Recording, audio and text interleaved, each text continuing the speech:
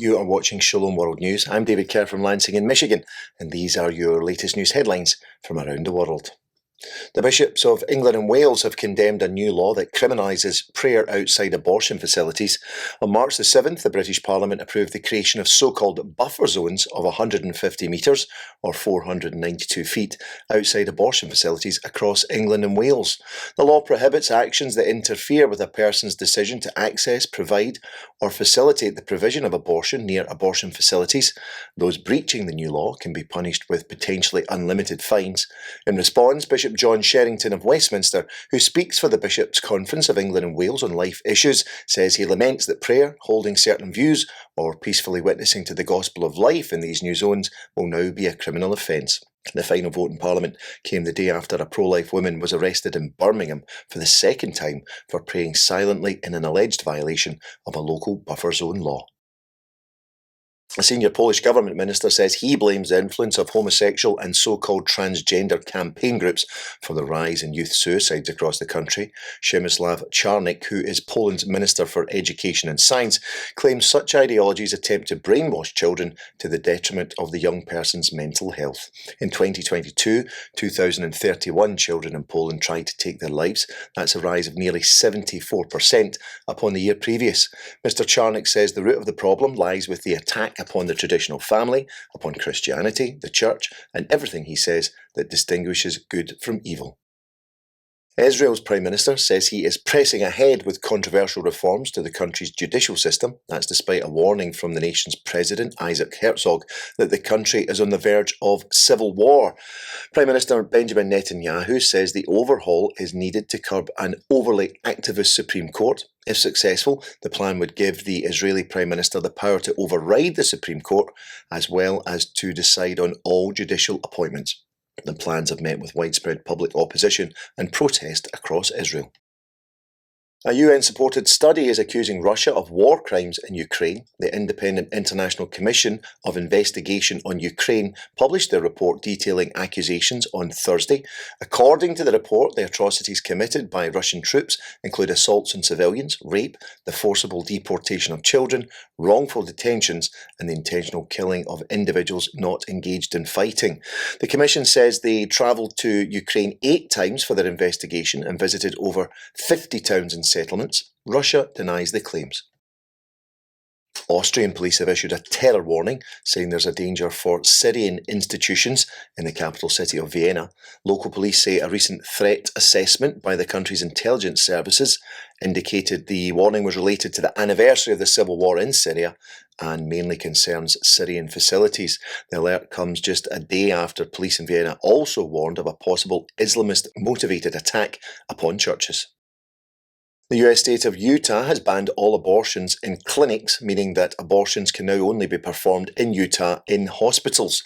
The new law was given final approval by the state governor, Spencer Cox, on Wednesday. It means that all clinics providing abortions in Utah must shut down by the end of the year or when their license expires, according to whatever comes first. The new law also eliminates Utah's rape and incest exemption for abortion after 28 weeks of pregnancy. Over half of Syria's population is going hungry. That's according to the World Food Programme, which is an agency of the United Nations. In recent years, Syria has been torn apart by civil war and more recently hit by earthquakes. According to the most recent World Food Programme data, more than 3 million Syrians are now experiencing extreme hunger, which is a twofold increase in 2019. The data also highlights that 28% of children in Syria are being stunted in their growth and development due to poor nutrition. Pope Francis has shared his concern for the crisis-stricken people of Lebanon during a visit by the country's interim Prime Minister to Rome.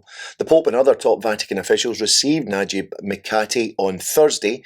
They discussed the Middle Eastern country's severe socio-economic situation, as well as the necessity of holding fresh elections.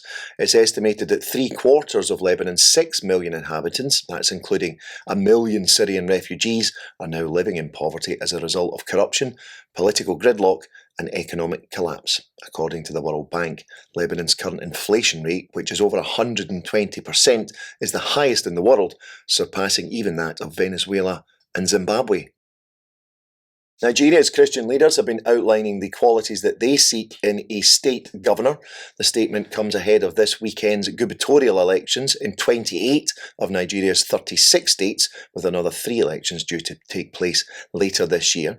The Christian Association of Nigeria in Niger State says that qualified candidates for governor must be able to maintain internal security, religious neutrality, the enforcement of fundamental rights, and impartiality in the appointments process. A proposed law in California would mandate teachers, counsellors and other school staff to inform a student's parents if their child is publicly identifying as so-called transgender. Republican Assemblyman Bill Asalye introduced the Assembly Bill 1314 to the California State Assembly. It seeks to amend the state's education code. The draft bill sets a definite timeline for school employees to contact a student's parent or guardian. School staff would have 3 days to notify a parent that their child is claiming to identify at school as a gender that does not align with their biological sex. Ukraine's National Qualifications Agency has registered the job of chaplain as an official profession. The agency says it aims to develop professional standards for chaplains and their assistants working in the healthcare sector.